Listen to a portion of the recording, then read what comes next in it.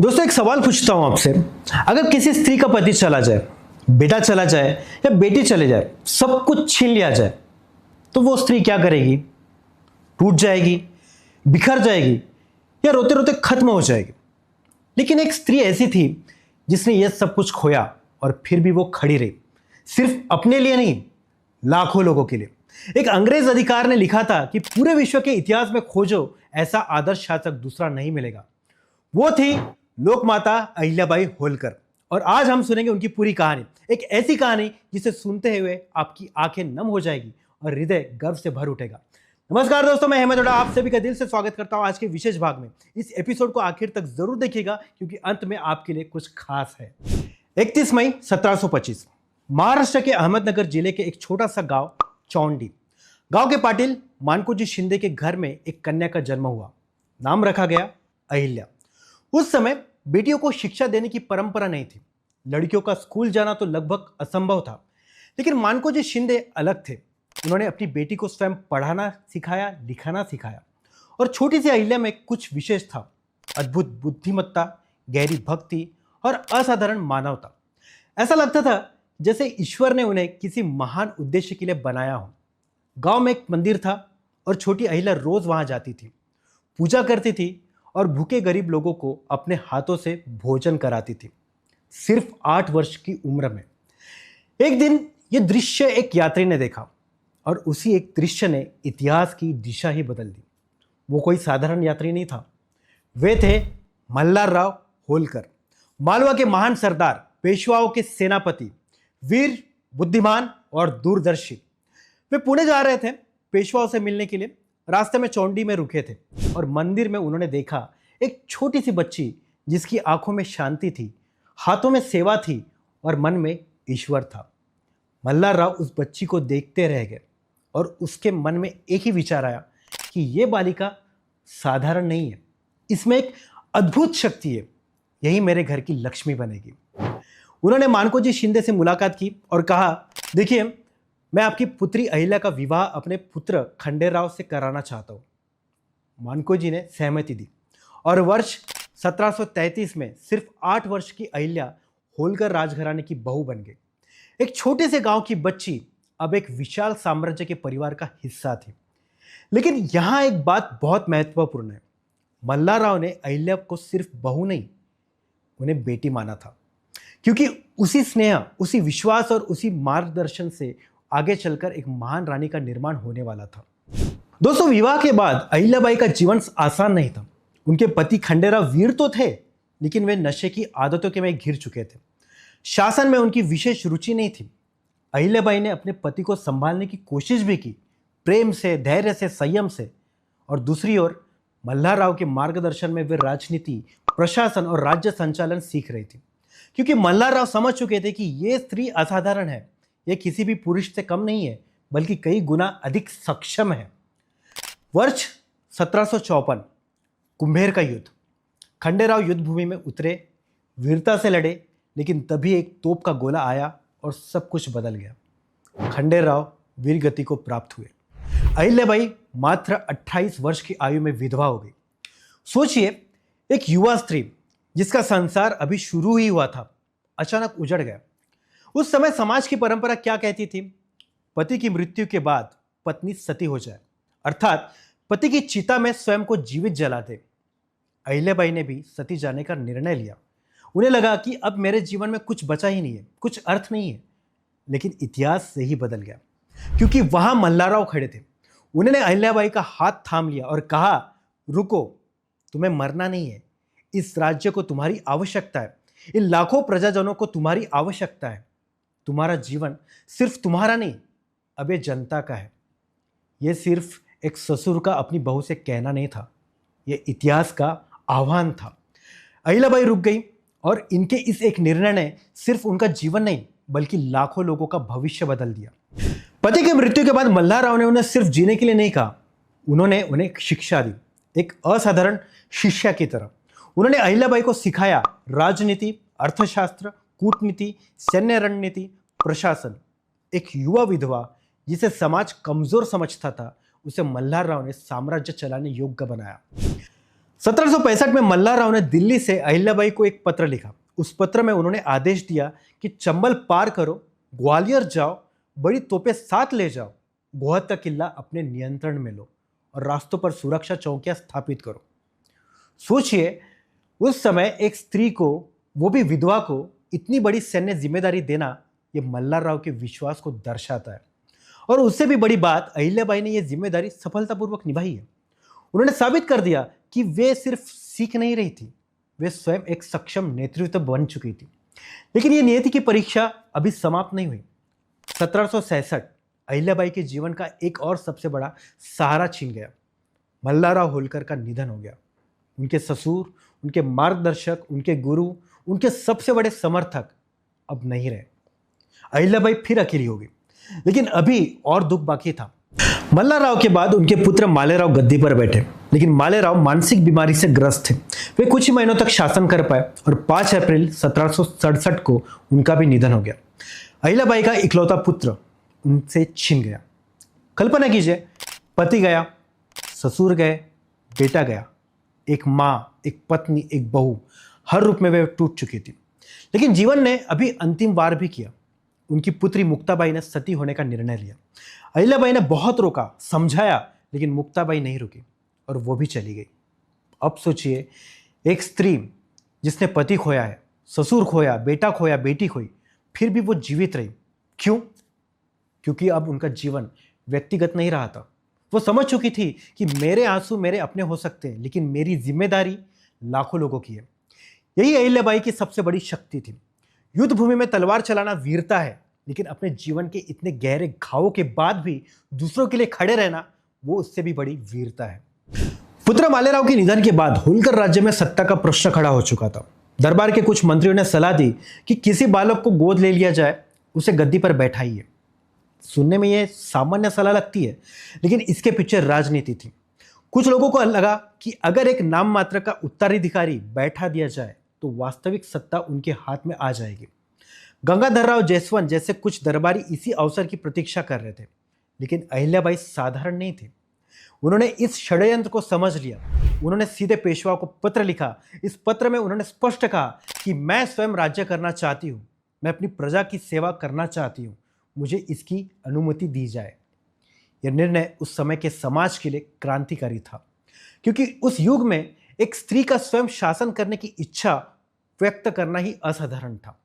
लेकिन पेशवाओं ने अहिल्याबाई की क्षमता को पहचानी।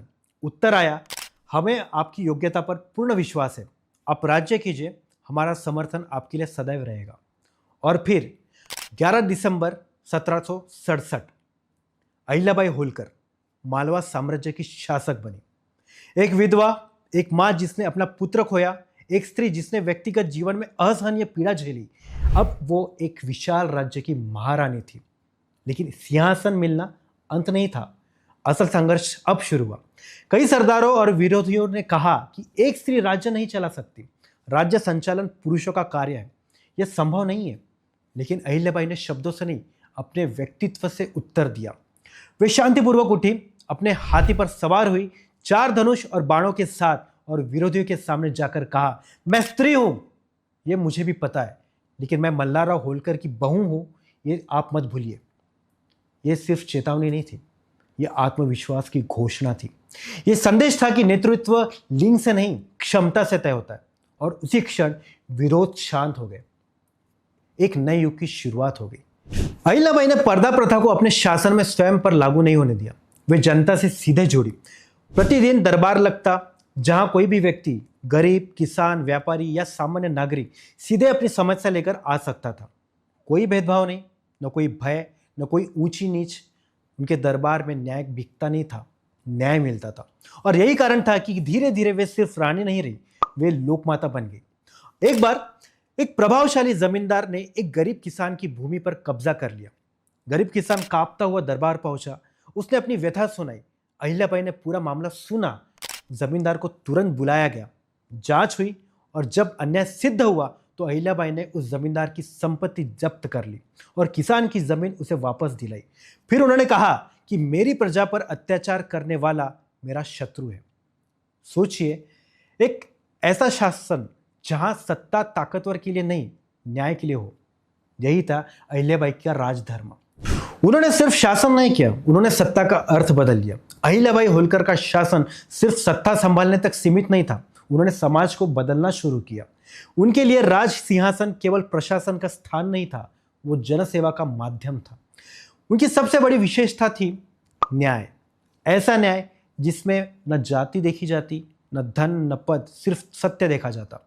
उनके दरबार में कोई भी व्यक्ति सीधे पहुंच सकता था। गरीब, किसान, विधवा स्त्री, व्यापारी, सैनिक, हर किसी की आवाज सुनी जाती। और यही कारण था कि उनकी प्रजा उन्हें रानी नहीं, मां मानने लगी थी। लेकिन अहिल्याबाई का सबसे क्रांतिकारी कार्य था महिलाओं के लिए उनके निर्णय। उस समय विधवाओं का जीवन लगभग समाप्त मान लिया जाता था। पति की मृत्यु के बाद समाज उन्हें अधिकार नहीं, बोझ समझता था। लेकिन अहिल्याबाई ने इस सोच को चुनौती दी। उन्होंने निर्णय लिया कि विधवा स्त्री को उसके पति की संपत्ति पर अधिकार होगा, वो अपने जीवन के निर्णय स्वयं ले सकेगी और यदि आवश्यक हो तो वो पुत्र गोद भी ले सकेगी। आज ये सामान्य लग सकता है, लेकिन उस युग में ये सामाजिक क्रांति थी। समाज स्तब्ध था, कई लोग ने विरोध किया, लेकिन अहिल्याबाई ने स्पष्ट कहा, कानून मनुष्य के लिए होता है, मनुष्य कानून के लिए नहीं। यह वाक्य सिर्फ शासन नहीं, मानवता की परिभाषा था। उन्होंने कर व्यवस्था भी न्यायपूर्ण बनाई। किसानों पर अनावश्यक कर भार कम किया गया। सूखा, संकट या कठिन परिस्थितियों में प्रजा को राहत दी जाती थी। उनका मानना था कि इस राज्य का खजाना जनता की समृद्धि से भरता है, जनता के शोषण से नहीं। उन्होंने व्यापार को प्रोत्साहन दिया, सड़कें बनवाई, सुरक्षा बढ़ाई ताकि व्यापारी निडर होकर व्यापार कर सके। उनके शासनकाल में मालवा आर्थिक रूप से समृद्ध हुआ, लेकिन उनकी दूरदृष्टि यही समाप्त नहीं हुई। उन्होंने ब्रिटिश शक्ति को बहुत पहले ही पहचान लिया था। 1772 में उन्होंने पेशवाओं को चेतावनी दी, अन्य पशु जैसे सिंह या बाघ शक्ति से हराए जा सकते हैं, लेकिन भालू यदि एक बार पकड़ ले तो छोड़ता नहीं। अंग्रेज ऐसे ही है, सावधान रहिए। सोचिए, जब अंग्रेज भारत में अपनी जड़ें मजबूत ही कर रहे थे, तब अहिल्याबाई उनकी नीति और खतरे को समझ चुकी थी, और यह उनकी राजनीति दूरदृष्टि थी। अहिल्याबाई होलकर केवल धार्मिक या दयालु शासक नहीं थी, वे रणनीतिक विचारक थी। उनके शासन में सेना मजबूत थी, प्रशासन अनुशासित था और जनता सुरक्षित थी। उनकी दिनचर्या अत्यंत अनुशासित था। सुबह पूजा, फिर दरबार, फिर प्रशासनिक निर्णय, फिर जनकल्याण, फिर धर्म कार्य। उनका पूरा जीवन सेवा में समर्पित था। उन्होंने कभी राजसुख को अपना उद्देश्य नहीं बनाया। उनके लिए सत्ता का अर्थ था जिम्मेदारी। और शायद यही कारण है कि इतिहास में बहुत से राजा हुए, बहुत सी रानियां हुई, लेकिन लोकमाता केवल अहिल्याबाई कहलाई। दोस्तों, अहिल्याबाई होलकर केवल न्यायप्रिय शासक नहीं थी, वे भारत की सांस्कृतिक पुनर्निर्माता भी थी। उन्होंने सिर्फ राज्य नहीं संभाला, उन्होंने सभ्यता को संजोया। जब औरंगजेब ने 1669 में काशी विश्वनाथ मंदिर को ध्वस्त कराया था, तो करोड़ों हिंदुओं की आस्था पर गहरा आघात हुआ था। वो मंदिर वर्षों तक अपने वैभव से वंचित रहा। लेकिन फिर आई अहिल्याबाई। 1780 में उन्होंने अपने निजी धन से काशी विश्वनाथ मंदिर को पुनर्निर्माण कराया।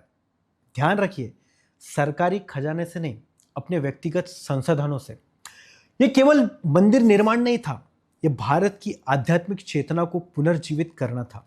काशी ही नहीं, सोमनाथ, गया, अयोध्या, द्वारका, हरिद्वार, बद्रीनाथ, रामेश्वरम, मथुरा, पुरी, उत्तर से दक्षिण तक भारत के असंख्य तीर्थ स्थलों पर अहिल्याबाई का योगदान आज भी जीवित है।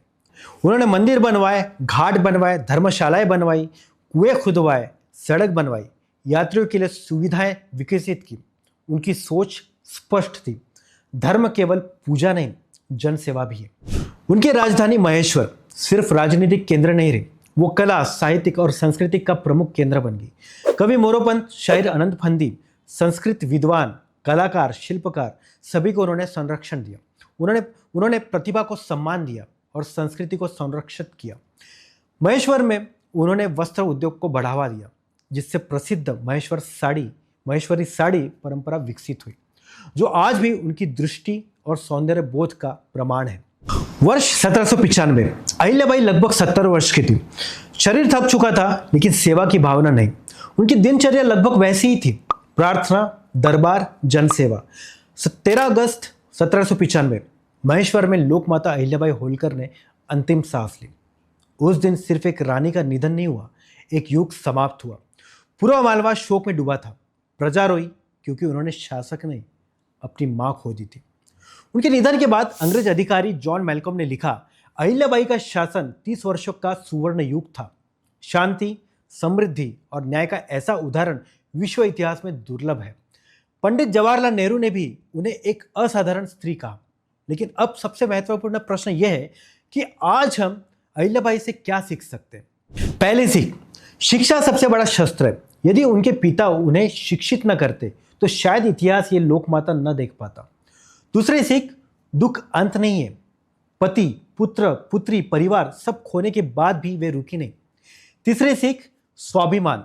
उन्होंने सती होने के बजाय जीना चुना और वही निर्णय लाखों जीवनों के लिए वरदान बना। चौथी सीख, सेवा ही सर्वोच्च धर्म है। उन्होंने अपने लिए नहीं, समाज के लिए जीवन जिया और यही कारण है कि अहिल्याबाई होलकर आज भी सिर्फ इतिहास का नाम नहीं है, एक प्रेरणा है। दोस्तों, एक साधारण गांव की बेटी जो कभी सती होने जा रही थी, वही आगे चलकर भारत की सबसे महान शासिकाओं में से एक बनी। क्यों? क्योंकि उन्होंने हार नहीं मानी। वे रुकी नहीं, झुकी नहीं, टूटी नहीं, बल्कि अपने दर्द को जन कल्याण में बदल दिया। आज हर स्त्री, हर पुरुष, हर युवा यदि जीवन में कठिनाइयों से घिर जाए तो अहिल्याबाई की कहानी याद रखिए।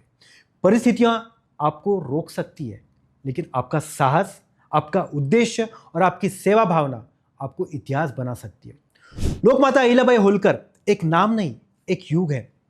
मित्रों, अहिल्याबाई होलकर की ये कहानी सिर्फ इतिहास नहीं है, ये साहस की कहानी है, सेवा की कहानी है, नेतृत्व की कहानी है और एक ऐसी स्त्री की कहानी है जिसने अपने व्यक्तिगत दुख को समाज को शक्तिमय बना दिया। उन्होंने हमें सिखाया, शिक्षा लो, स्वाभिमान से जियो, अन्याय के सामने झुको मत और जहां भी हो लोगों के जीवन में प्रकाश बनो। अहिल्याबाई चली गई, लेकिन उनका कार्य आज भी जीवित है। काशी विश्वनाथ के प्रांगण में, महेश्वर के घाटों में, भारत के मंदिरों में, न्याय की कहानियों में और करोड़ों लोगों की प्रेरणा में वे आज भी जीवित हैं। इंदौर का एयरपोर्ट उनके नाम पर है, विश्वविद्यालय उनके नाम पर है, लेकिन सबसे बड़ी बात, वे लोगों के हृदय में लोकमाता बनकर जीवित है। एक साधारण गांव की बेटी जिसे समाज शायद सामान्य समझता, वही आगे चलकर इतिहास की सबसे महान शासिकाओं में शामिल हुई। यह हमें बताता है कि महानता जन्म से नहीं आता, महानता आती है निर्णयों से, संघर्ष से और दूसरों के लिए जिए गए जीवन से। तो आज अगर जीवन में कभी कठिन समय आए, अगर लगे कि अब सब खत्म हो चुका है, तो अहिल्याबाई को याद कीजिए। याद रखिए, रुकना नहीं है, टूटना नहीं है, हारना नहीं है, क्योंकि शायद आपका संघर्ष भी किसी बड़े उद्देश्य की तैयारी हो। वीडियो पसंद आया हो तो इसे लाइक जरूर कीजिए। कमेंट में जरूर बताइए कि अहिल्याबाई होलकर की कौन सी बात ने आपको सबसे अधिक प्रेरित किया है। मिलते हैं अगले एपिसोड में, तब तक आप कुछ ना कुछ पढ़ते रहिए, क्योंकि पढ़ोगे तो बढ़ोगे।